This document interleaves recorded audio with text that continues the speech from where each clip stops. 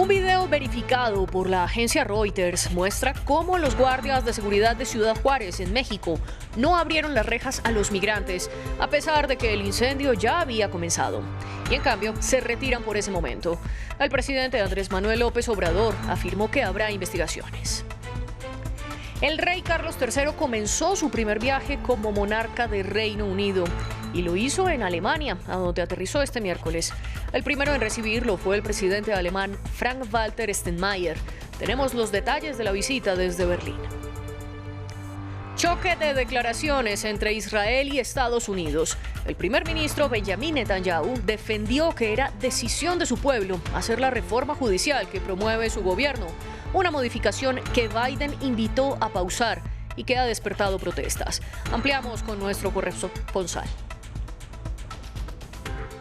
Buenas tardes y bienvenidos a las noticias de France 24. Yo soy María Clara Calle y les doy la bienvenida.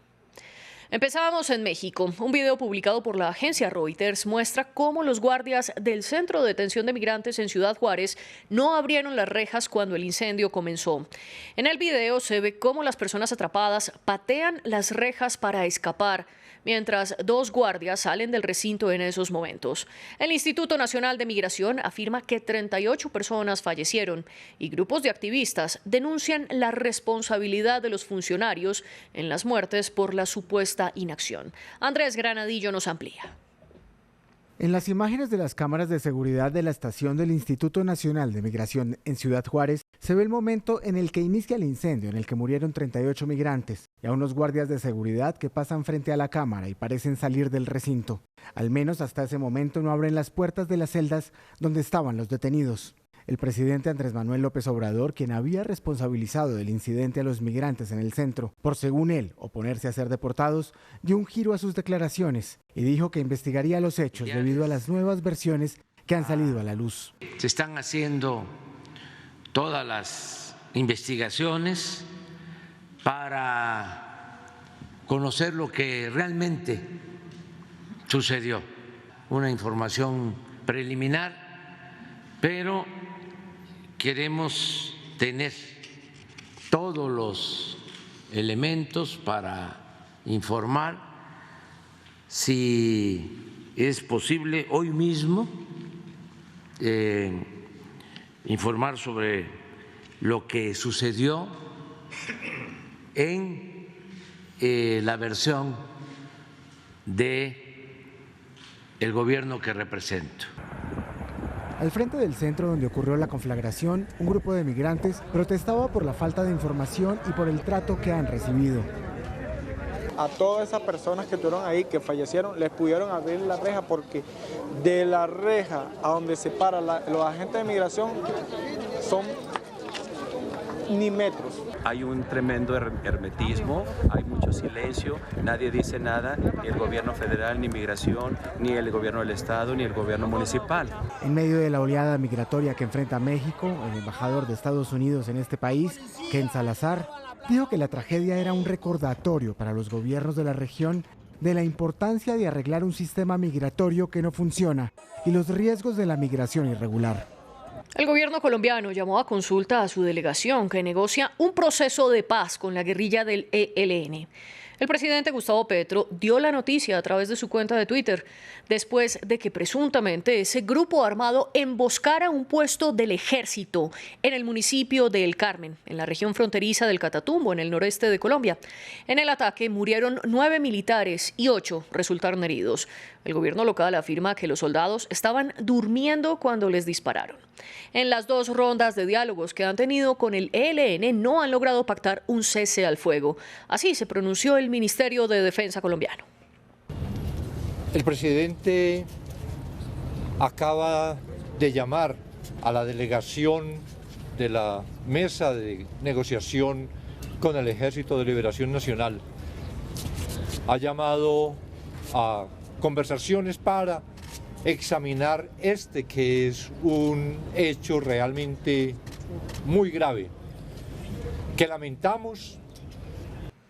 Estados Unidos respaldó la idea que propuso el presidente colombiano Gustavo Petro para realizar una conferencia internacional sobre Venezuela e intentar así resolver la crisis política del país. El encargado del Departamento de Estado para América Latina, Brian Nichols, afirmó que Washington está dispuesto a participar en un eventual diálogo y que la administración de Joe Biden está abierta a levantar las sanciones contra Caracas si avanzan las negociaciones entre el gobierno de Nicolás Maduro y la oposición. Actualmente ambas partes dialogan en México y la propuesta de Petro sería una mesa diferente. Un saludo a todo el pueblo. Pasábamos a noticias de Europa. El rey de Reino Unido, Carlos III, llegó a Berlín. Esta es su primera visita al extranjero como monarca y se da antes de su coronación el 6 de mayo. El plan original, sin embargo, era que el rey visitara primero Francia, pero canceló su viaje por las protestas contra la reforma pensional. Nuestro corresponsal en Alemania, Thomas Sparrow, tiene los detalles de la visita. Es absolutamente claro que la visita del rey Carlos a Alemania está cargada de simbolismo, y eso quedó en evidencia desde los primeros minutos después de su llegada a Berlín, donde fue recibido con honores militares en uno de los principales símbolos de la capital de Alemania, la Puerta de Brandeburgo. Fue una recepción, por cierto, extremadamente inusual para Alemania, pues las recepciones de este tipo se realizan normalmente en el Palacio Presidencial. Pero también es claro que el rey Carlos quiere que su visita a Alemania vaya mucho más allá de ese simbolismo, vaya mucho más allá de enfatizar las relaciones entre Reino Unido y Alemania. También quiere que esa visita tenga un claro componente político enfocado en particular en temas como la lucha contra el cambio climático, la sostenibilidad y la energía verde. Son tres temas que están presentes en la agenda de la visita del rey Carlos, una visita de 3 días en la que no solamente estará visitando Berlín y sus alrededores, sino en la que también viajará en tren a Hamburgo, en el norte del país. El primer ministro de Israel, Benjamin Netanyahu, reaccionó en contra de las declaraciones de su homólogo estadounidense Joe Biden, quien ayer invitó a Netanyahu a que detenga su polémica propuesta para reformar el sistema de justicia. Esto en medio de las multitudinarias protestas que no cesan a pesar de la suspensión del trámite legislativo de la reforma. Sobre la respuesta de Netanyahu nos amplía desde Jerusalén el corresponsal de France 24 para Israel y los territorios palestinos, Federico Barberena. A la crisis interna por la reforma judicial, Israel ahora suma una inesperada grieta internacional con su máximo aliado Estados Unidos. En una declaración inusual, el presidente Joe Biden se mostró muy preocupado por los proyectos de ley de la coalición de Benjamin Netanyahu, al que instó a abandonar la reforma porque si no, Israel se dirigirá, en sus palabras, hacia un camino muy peligroso. También, contrario a lo reportado por el diario The New York Times, Biden negó que vaya a invitar a Netanyahu a la Casa Blanca, al menos en un corto plazo. Aunque Washington ya había dejado entrever su malestar con la reforma, estas críticas tan directas de Biden han generado sorpresa en el gobierno israelí. Rápidamente Netanyahu respondió que más allá de la gran relación con Estados Unidos y con Biden, Israel toma sus decisiones por la voluntad de su pueblo y no por presiones externas, incluso de sus mejores amigos. Luego, en un foro sobre democracia organizado por el Departamento de Estado, el primer ministro calificó la alianza con Estados Unidos de inquebrantable y se mostró confiado en conseguir una reforma por consenso. Menos cálidas fueron las reacciones de parlamentarios del partido de Netanyahu, del Likud, que consideraron lo dicho por Biden una injerencia, o del ministro de Seguridad Nacional Itamar Ben-Gvir, quien remarcó que Israel es soberano y no una estrella más de la bandera estadounidense. Con Washington, opositores y manifestantes mirando de reojo el llamado al diálogo de Netanyahu, el presidente Isaac Herzog continúa su ronda de reuniones con los partidos políticos en busca de una propuesta consensuada de reforma, una iniciativa que no ha logrado apagar del todo las protestas, que aunque mucho menos numerosas, se han seguido registrando en Tel Aviv y otras ciudades. El Papa Francisco está internado en el Hospital Gemelli en Roma, luego de ir para un control de rutina. El portavoz del Vaticano, Matteo Bruni, solo precisó que los chequeos estaban programados y que antes el pontífice había presidido la tradicional audiencia general de los miércoles, pero no dio más detalles. El medio italiano Corriere della Sera sostiene que fuentes vaticanas aclararon que se canceló toda la agenda que el jerarca católico tenía para el jueves y el viernes.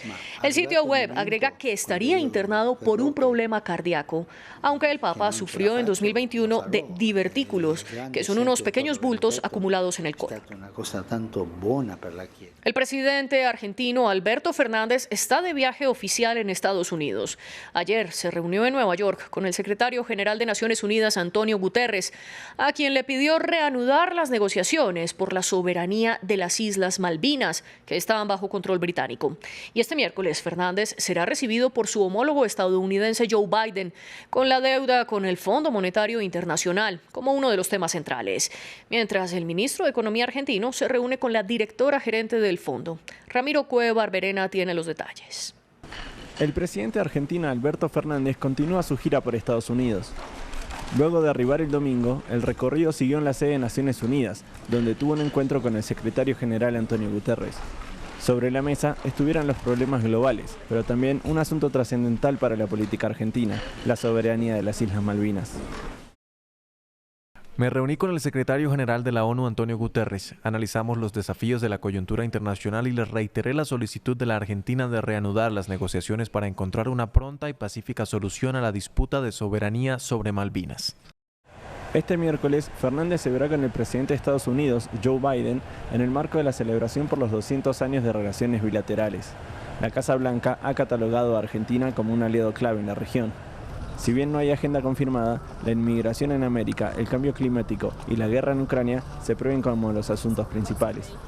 Fernández espera que esto profundice los lazos con Washington. Que progresemos en nuestro vínculo con los Estados Unidos. No tenemos una agenda definida, con lo cual tenemos la posibilidad de hablar de todo. El ministro de Economía argentino, Sergio Massa, también estará en la reunión con Biden. Desde Buenos Aires buscan el respaldo estadounidense de cara a la cuarta revisión del programa de facilidades extendidas del Fondo Monetario Internacional. Una aprobación le permitiría a Argentina recibir $5.300 millones, un monto necesario en un contexto económico delicado.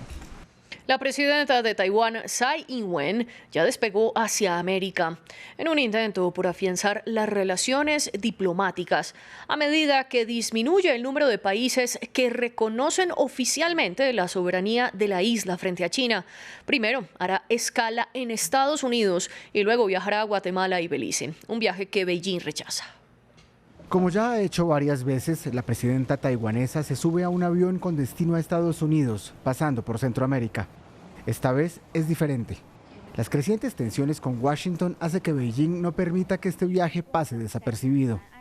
Instamos a Estados Unidos a que respete estrictamente el principio de una sola China y los 3 comunicados conjuntos China-Estados Unidos, que no permita a Tsai Ing-wen transitar por Estados Unidos ni siquiera contactar con funcionarios estadounidenses. El presidente de la Cámara de Representantes, Kevin McCarthy, tiene otra idea y quiere reunirse con la presidenta Tsai cuando aterrice en California. Un alto funcionario estadounidense defendió su viaje, diciendo a los periodistas que la respuesta de Beijing era una reacción exagerada. El año pasado, la visita a Taiwán de la predecesora de McCarthy, Nancy Pelosi, enfureció a China, que envió a sus fuerzas armadas a realizar ejercicios a gran escala alrededor de la isla. Sus paradas en Nueva York y Los Ángeles completarán la gira de 10 días de Tsai, cuyo principal objetivo es ir a Guatemala y Belice para reforzar las relaciones. Son 2 de los 13 países que siguen reconociendo a Taipei después de que Honduras el fin de semana cambiara su lealtad y reconociera a China. Antes de tomar el avión, la presidenta taiwanesa prometió resistir las presiones de Beijing. La presión externa no obstaculizará nuestra determinación de globalizarnos. Estamos tranquilos y confiados, no sucumbiremos y no provocaremos a otros.